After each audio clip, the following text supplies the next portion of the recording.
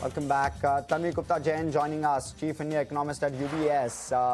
Great having you and very good morning to you, Tanvi. Thanks so much for doing this. Let me first try and get a perspective from you. Energy, of course, is one of the key reasons why you've seen that India downgrade. But give us the perspective, the quantum of the downgrade and the rationale.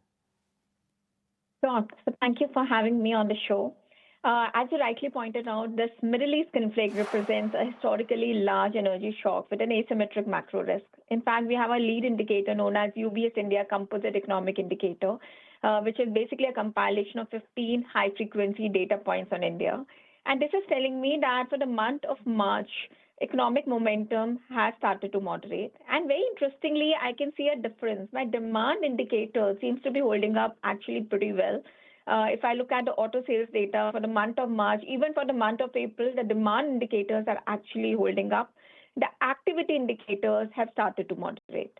And I think that is where the problem is because supply disruptions is having a disproportionate impact on selected sectors. Obviously, we still only have the data for activity for the month of March, but there we can clearly see that there is a clear disruption, which is definitely on the cards.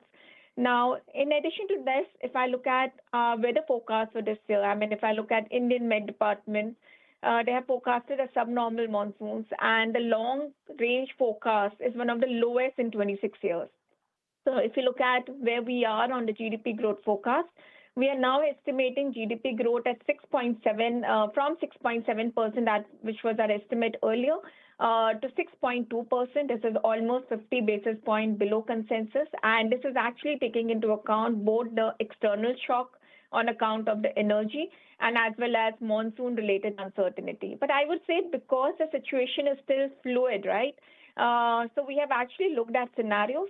So in case the conflict de-escalates quickly and from June onwards, we start to see, oil is starting to flow through the Hormuz, I would say there will be upside towards 6.5% to my GDP growth forecast. But in an extended energy shock scenario where, say, oil is at $150, eventually, I think India's GDP can even slow down to 5.5. So I would say we have looked at both the upside and downside.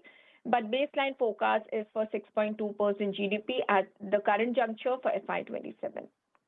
Right. Tanvi, give us the sense. When does supply start to get impacted? Are you already seeing that impact come through? And what about demand? On demand side of things, March was a fairly resilient month. Are you seeing probably some headwinds creep in the month of April? Give us that sense.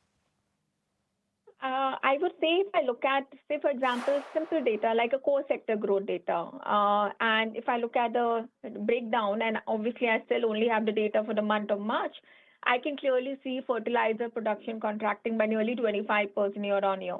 And we did realize that now the gas supply to the fertilizer sector was actually adjusted higher in the month of April, so that would have provided some relief.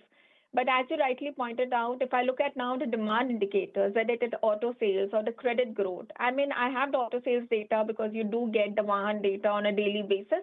Even for the month of April, that has held up pretty strong. So it's always supply disruptions which start flowing into demand side indicators with a lag. So supply disruptions, at least in the data, is already visible. I think demand side data points, when you start seeing a slowdown, it should happen with at least a quarter lag. And Tanvi, how should, if at all there is a resolution in West Asia, how quickly does the unwind happen in your opinion? And therefore, are there any upside risks to the kind of growth guidance that you're penciling in for FY27?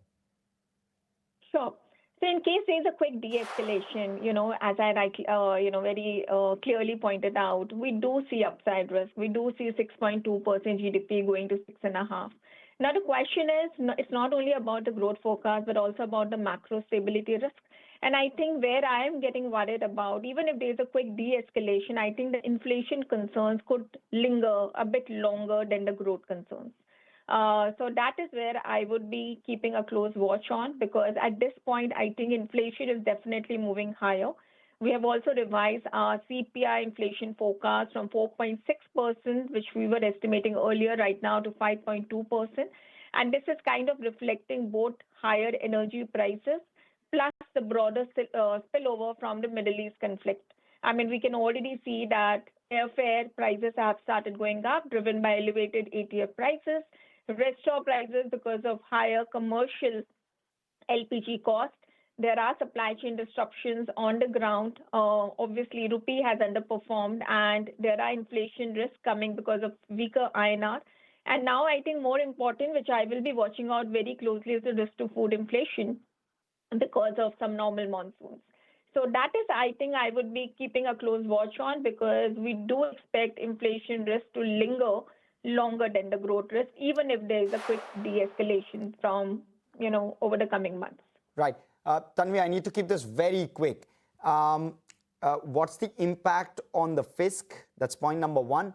Point number two, how long can the government control prices at the pump, in your opinion? Okay.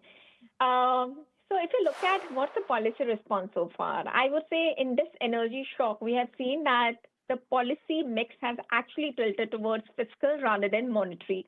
And especially even if you look at globally, it's a stagflationary global environment. Now, at this point, we are kind of retaining our fiscal deficit estimates. In the budget, the central government targeted a fiscal deficit of 4.3% of GDP, incorporating the new GDP series, because we did see a revised base.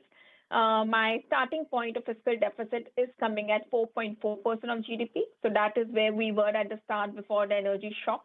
I would say that definitely there is a strain on government finances. I mean, there should be preference towards expenditure switching and some partial pass-through of oil prices shock to the retail fuel prices. But as of now, we are saying that the government might actually stick to the 4.4% of GDP fiscal deficit target. There is definitely a risk of temporary overshoot of around 20 to 30 basis points if the energy disruptions persist for longer. Okay. Tanvi, thank you so much for coming in and speaking with us. I know this has been a brief conversation. I'd love a slightly longer conversation as well. But for the moment, that's unfortunately all the time that I have. So I'm going to have to let you go. Thanks so much for coming. Thank you. All right.